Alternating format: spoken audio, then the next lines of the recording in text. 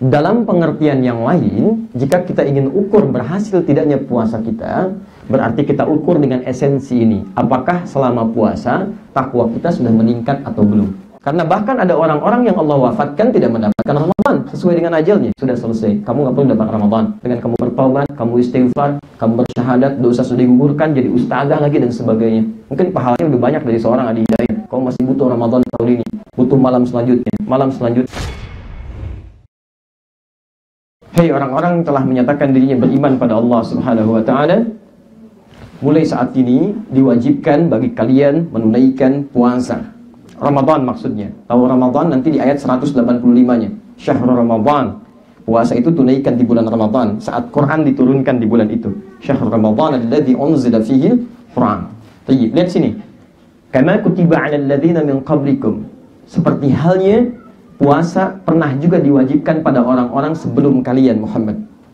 Apa tujuan esensi puasa itu ditunaikan? Lihat. Sekaligus esensi puasa ini akan menjadi parameter kesuksesan dalam penunaiannya. Adalah la'allakum tattaqun, supaya takwa kalian meningkat. Ini poinnya. Ini ukurannya, sekaligus jadi ukuran. Jadi esensi puasa itu sekaligus parameter keberhasilannya adalah la'allakum tattaqun. 1, 2. Saya tandai 1 dari kirinya. Adalah nampak pada peningkatan takwanya. Takwa meningkat. Oke. Pelan-pelan sampai sini. Bisa diikuti penjelasan saya? Baik, kalau bisa diikuti, sekarang perhatikan. Saat ayat puasa diturunkan, oke lah. Tujuan puasa diturunkan utamanya supaya melatih kita untuk meningkatkan takwa. Dalam pengertian yang lain, jika kita ingin ukur berhasil tidaknya puasa kita, berarti kita ukur dengan esensi ini. Apakah selama puasa, takwa kita sudah meningkat atau belum? Saya tugaskan kamu puasa supaya takwa kamu meningkat. Sekarang sudah malam ke-18, takwa kita meningkat atau belum? Jadi kalau ada peningkatan takwa, ini menunjukkan ada keberhasilan sementara saya sebutkan hingga malam ini dari puasa yang telah kita tunaikan. Tapi kalau poin ini tidak ada peningkatan dalam diri kita misalnya, maka ada persoalan dalam puasa kita. Boleh jadi Allah berikan kesempatan di malam ini untuk menutup yang kemarin. Kalau sudah malam ke-18, hari ke-18, belum juga Anda mau meningkatkan takwa, Anda butuh berapa malam lagi? Karena bahkan ada orang-orang yang Allah wafatkan tidak mendapatkan Ramadan sesuai dengan ajalnya. Ustaz Ja'far cuman baca surah Al-Mulk, Masya Allah. Ayat kedua, "Walladzi khalaqal mauta wal hayata liyabluwakum ayyukum ahsanu amala wa huwal azizul ghafur." Bacakan kematian, kehidupan, begitu mau masuk ayat ketiga tiba-tiba, "Ya ayyatuhan nafsul mutmainnah." Sebelum Ramadan. Barangkali menurut Allah kamu sering baca Al-Qur'an, pahalanya sudah banyak luar biasa. Satu hurufnya 10 kebaikan, mengajarkan pada orang, muridnya banyak, sudah selesai, sesuai dengan ajalnya pulang.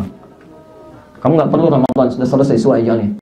Ada seorang ustazah non-muslim masuk Islam, mengajar lagi, Masya Allah, dengan suaminya, menempuh perjalanan, pulang di Cipali. Ya memang sebabnya selesai, sebab bisa apa saja. Anda nggak pergi keluar meninggal juga, bisa di kasur, bisa dimanapun.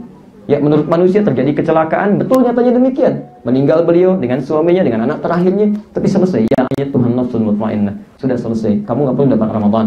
Dengan kamu bertaubat, kamu istighfar, kamu bersyahadat, dosa sudah digugurkan, jadi ustazah lagi dan sebagainya. Mungkin pahalanya lebih banyak dari seorang Adi Hidayat. Kamu masih butuh Ramadan tahun ini, butuh malam selanjutnya, kamu, karena dosanya masih banyak kemudian dapatkan, ibadahnya masih belum baik, masih membutuhkan ini. Ada orang-orang diwafatkan tidak mendapat Ramadan, barangkali sesuai dengan ajalnya, bekalnya dipandang cukup. Kita masih butuh malam ini untuk meningkatkan ini. Anda dikasih sampai malam ke-18, belum tergerak meningkatkan ini, Anda butuh berapa malam lagi? Apa sudah merasa pahalanya begitu banyak, dosanya begitu sedikit? Yang nggak punya dosa, silahkan angkat tangan. Sedikit, yang agak banyak. Saking banyaknya nggak bisa angkat tangan kan? Ya, kalau merasa dosa kita banyak, pahala kita sedikit, seharusnya wajarnya, ya logikanya ini kita tingkatkan. Baik, bisa dipahami sampai sini? Baik, sekarang pertanyaannya, bagaimana kita bisa mengukur takwa ini? Nah, malam ini kita punya 3 bahasan utama. Yang pertama adalah cara mengukur peningkatan takwa ini. Yang kedua Esensi puasa, takwa meningkat. Terus esensi takwanya apa? Kenapa takwa mesti ditingkatkan? Baik. Ini esensi takwa itu apa? Jadi kalau takwa kita sudah bisa meningkat, sudah baik, apa yang kita dapatkan? Yang terakhir, apakah setiap orang puasa pasti takwanya meningkat? Ini kita lihat jaminan takwa dalam puasa. 3 materi ini yang coba kita urai. Baik, kita langsung saja cepat. Bismillah. Teman-teman sekalian, sekarang bagaimana cara meningkatkan takwa kepada Allah Subhanahu wa taala? Saya tidak akan hapus dulu yang ini, termasuk yang ini, karena ini turunan-turunan dari pembahasan yang mungkin Anda bisa ulang atau review kembali. Saya kasih garis begini. Kita ambil poin pertama. Kita punya 3 poin sampai malam ini, ya. Baik. 1, kita mulai dengan yang ini dulu. Bagaimana cara meningkatkan takwa khususnya saat masuk di bulan Ramadan? Teman-teman sekalian, cara sederhananya begini, cara sederhana. Kita bisa lihat uraian Al-Quran, paparan Allah Subhanahu wa taala ketika menyampaikan kalimat takwa ini dalam Al-Quran. Ketika kemudian oleh ulama dianalisis, dibaca satu-satu, kemudian diamati, lalu disimpulkan oleh mereka, kata takwa dan derivasinya dalam Al-Quran setidaknya disebutkan sebanyak 115 kali. Baik dalam bentuk muttaqin, tattaqun, takwa, yattaqun, tattaqun, dihitung setidaknya terulang sebanyak 115 kali. Dari 115 kali penyebutan ini, ternyata umumnya ini terbagi pada 2 amalan utama. Jadi setiap disebutkan kalimat takwa, pasti ada amalan. Amalan ini yang menunjukkan cara kita meningkatkan takwa. Nah, ketika dihimpun itu semua, secara umum keduanya terbagi 2 bagian. Ini 115 kali ini dibagi pada 2 dimensi utama. Satu dikenal dengan al-bu'dur rabbani. Bahasa kitanya, orang-orang kita, hablum minallah, dimensi spiritual yang nampak pada hubungan kita dengan Allah Subhanahu wa taala secara ritual. Jadi kita keluarkan, nampak dalam ibadah ritual. Jadi ketika disebutkan tingkatkan takwa, maka makna yang pertama ini nampak pada ibadah ritual, hubungan dengan Allah Subhanahu wa taala, hablum minallah. Kita ambil contoh Quran surah ke-2 Al-Baqarah dari ayat 2 sampai ayat ke-5 misal. Mesti paling kiri dari atas sampai dengan ke bawah. Lihat, ini kalimat takwa pertama di Quran. Dzalikal kitabu la raiba fi hudan lil muttaqin. Oke, siapa muttaqin di sini? Ayat 3-nya. Alladzina yu'minuna bil ghaib wa yuqimuna shalah. 1, salat, Masya Allah. Saya ambil contoh. Ibadah ritual bukan? Ibadah ritual. Saya ambil satu contoh ini dulu ya, karena waktu kita sangat terbatas. Saya ambil satu contoh ini dulu. Lihat sini kalimatnya, saya tuliskan. Ibu kelihatan nggak, Bu? Belum saya tulis, bagaimana bisa kelihatan? Luar biasa malamnya. Wah, hebat ya. Al-Baitul Ma'mur, belum ditulis sudah kelihatan. Luar biasa. Entah bukannya pakai apa tadi. Lihat kalimatnya, salam. Saya ambil satu contoh aja. Sekarang lihat mushaf Anda ya, lihat mushaf Anda semua. Tulisannya mesti begini.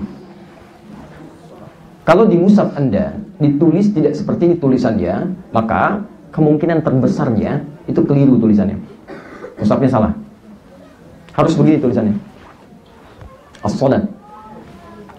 Jelas ya? Baik, lihat sini. Karena kata salat ini bisa ditulis demikian. 1, gini. Seperti ini. Jelas? Bisa juga jamaknya secara terbatas ditulis begini. Sholawat. Ya, kalau ini lumrah umum, ini bisa ditemukan di Quran surah kedua Al-Baqarah ayat 238. Di mushaf standar posisi paling kanan sebelah atas. Hafizu 'alas sholawati was salatil wusta wa qumu lillahi qanitin. Ini. Tapi yang di Al-Baqarah di ayat yang ketiga mesti begini. Jelas ya? Kalau tulisannya tidak begini, kemungkinan besar mushafnya salah, keliru. Baik, sekarang lihat. Kalau ini tulisannya seperti ini, maka ini yang dimaksudkan adalah bentuk tunggal, singular, 1. Kalau yang dituliskan seperti ini, Ini bentuk jama', plural. Jama', tapi sifatnya terbatas. Bisa terhitung. Ya, sesuatu yang terbatas, jama'nya demikian. Karena itu ketika Allah meminta kita menjaga betul waktu sholat, lebih spesifik kepada sholat fardu. Karena tidak semua orang bisa tergerak menunaikan sholat sunnah, punya kesempatan yang sama. Maka Allah minta, kalaupun belum bisa sholat sunnah, jaga sholat fardu dengan betul, jangan ditinggalkan, tunaikan dengan khusyuk. Ketika minta kita mengerjakan sholat fardu, ada berapa jumlahnya? 12, Masya Allah. Jumlah sholat fardu, jangan terlampau soleh, cuma 5 waktu. Nabi 5 waktu, antum 12, Masya Allah, lebih soleh daripada Nabi. Luar biasa. 5 waktu ya, subuh, duhur, asar, maghrib, isya. 7 lagi mah. Baik, 5 waktu 17 rakaat kan? Baik, dari mana tahunya 5 waktu? Quran surah ke-17 ayat 78. Qadis salat liduluki syamsi ila ghasaqil laili wa qur'anal fajr. 5 waktu. Kemudian diperjelas di Quran surah ke-11 ayat 114. Sama-sama paling kiri sebelah atas. Qadis salat tarafain nahar wa zulafan minal lail innal hasanati yudhibna sayyi'at. 5 waktu. Lihat sini. Kalau 5 itu bisa kehitung tidak? Jama' atau tunggal? Jama', tapi bisa dihitung. 1, 2, 3, 4, 5, selesai. Maka ungkapannya menggunakan ini. Jelas ya? Tapi kalau ditulis seperti ini menunjukkan jama'ah yang tanpa batas, sebanyak-banyaknya. Perhatikan, ketika Allah menyebutkan ciri orang takwa, semakin meningkat takwanya, maka dia semakin perbanyak sholatnya. Bukan sekedar dia tunaikan sholat-sholat fardu yang Allah telah tetapkan bagi dirinya. Kalau cuma kerjakan yang wajib, jangankan yang 70 tahun, yang 7 tahun pun 5 waktu juga. Jadi kalau usia Anda 70 tahun, Anda mengerjakan sholat 5 waktu, tepat pada waktunya, jangan dulu bangga. Anak kecil pun sama, 5 waktu juga, tepat waktu juga. Bahkan mungkin sebelum adzan sudah di masjid. Mainlah ke Bekasi, ke Masjid Al-Ihsan, di Pondok Timur Mas, di PJS. Maghrib jam 6, anak-anak 3, 4, 5 tahun, datang setengah 6. Bawa tas puluhan orang, ngajak teman-temannya, ayo ke masjid, ayo ke masjid. Masya Allah, luar biasa. 3 tahun, 4 tahun, setengah jam sebelum adzan sudah di masjid. Maghrib berjamaah, ba'da maghrib menghafal Quran. Isya berjamaah lagi, ba'da isya mengulang Quran. Pulang ke rumah setengah 9. Anak 4 tahun datang ke masjid sebelum adzan. Jadi kalau antum 40 tahun datang ke masjid pas adzan, antum kalah sama anak usia 4 tahun. Yang lebih celaka, anak 4 tahun datang ke masjid sebelum adzan. Antum habis qomat belum mau datang juga. Masya Allah. Padahal rumah di sini, masjidnya di sini, kemudian speaker masjidnya juga ke rumah antum begini. Masya Allah, sepeda ada, motor ada, mobil ada, belum mau berangkat juga. Antum perlu dikasih apa lagi? Apa perlu bikin jembatan sampai ke masjid? Oke? Okay? Nah, teman-teman, teruskan sini. Nah, jadi ini yang fardu. Tapi kalau Anda ingin katakan demikian, yang ini mencakup ini, yang fardu sifatnya 5 waktu, plus tambah dengan yang tanpa batas, dibentangkan oleh Allah Subhanahu wa ta'ala. Detailnya disampaikan oleh Nabi dan kita bisa pilih untuk dalam menunaikannya.